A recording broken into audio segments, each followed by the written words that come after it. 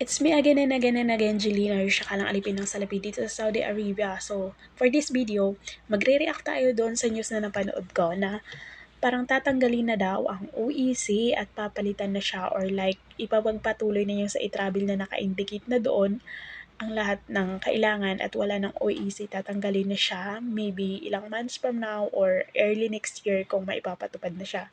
So, madami na daw gumagamit nun or siguro na pre-trial na nila. Siyempre, pag kinasa yun, pre-trial at pag naobserbahan na epektibo naman, eh, gagawin na siya.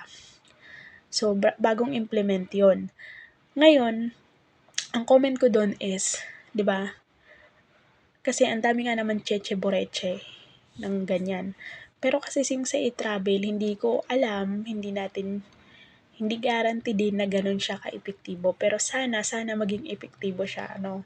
Kasi although maging magaan. Pero kasi, alam mo yung na-experience ko, nung umuwi ako, dalawang beses na ako umuwi, dalawang beses na ako gumawa ng e-travel, at hindi lang ako naka-experience nito, alam ko marami din.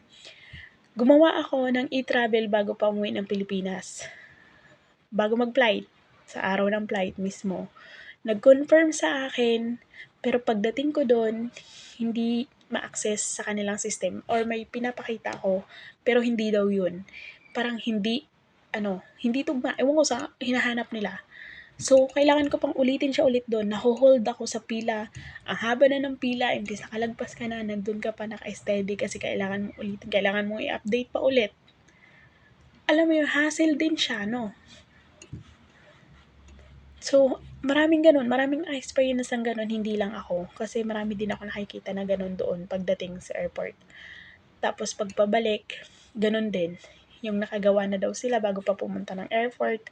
Pagdating doon, kesyo wala silang internet. Tapos hindi sila maka-access sa internet ng airport. Tapos kailangan pa nilang gawin yun. So, hassle din.